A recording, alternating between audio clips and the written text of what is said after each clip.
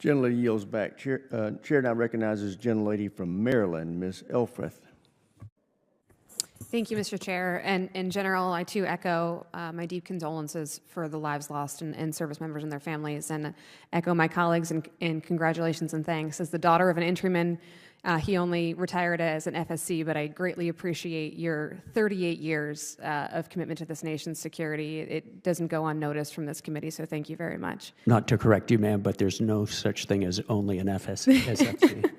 I think my MLA might agree with you. So I want to dig in, General. You mentioned the contributions of our allies in your command in EU-COM, such as Poland, as to the security of Europe and the subsequent security of this nation. You also mentioned Denmark as recently increasing its financial contributions here, but also critically expanding its patrol of the Arctic. Can you please just briefly expand on the importance of that particular allyship with Denmark?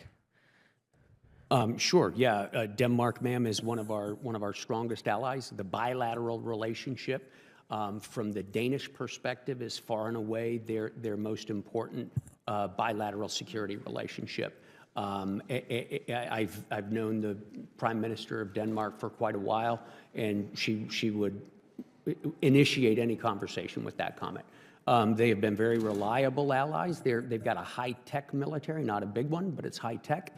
They have extremely competent special forces and naval special forces, and they contribute those liberally to the operations under my command as the Supreme Allied Commander.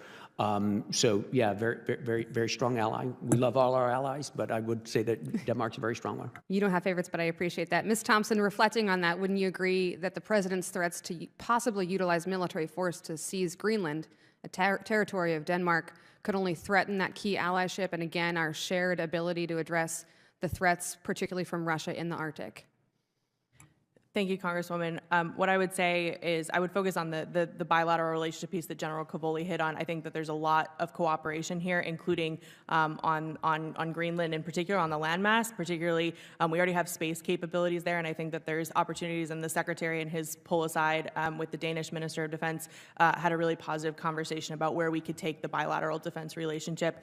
So I think there's room for growth and positivity there. Okay, General, you've shared that Russia poses a chronic and growing threat, and that they are focused on a, quote, campaign of destabilization across your command.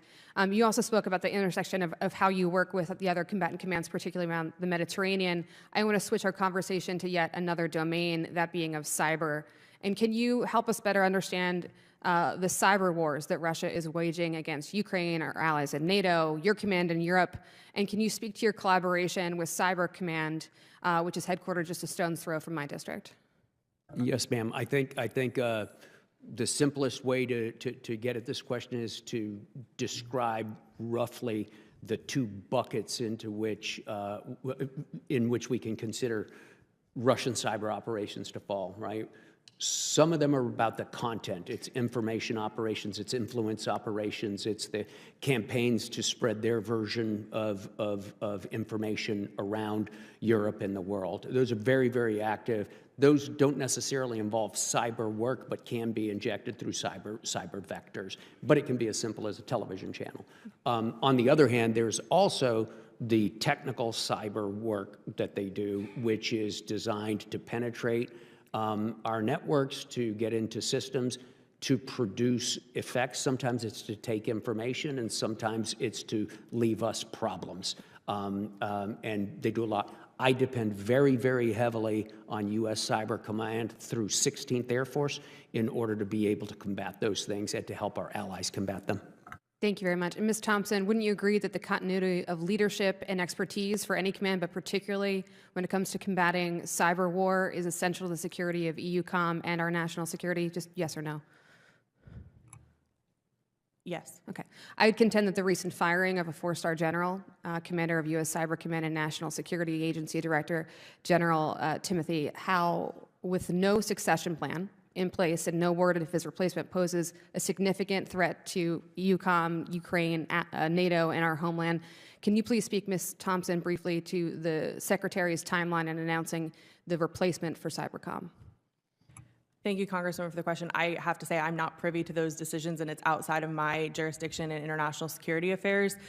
What I would say is, obviously, cybercom, as you've pointed out, is essential to not only the UCOM AOR, but also Homeland Defense, which is a major priority. So I would just leave it there. Thank you. I would contend this is an astonishing volatility and lacking continuity. It's posing a real threat, unnecessary threat to our national security. Thank you.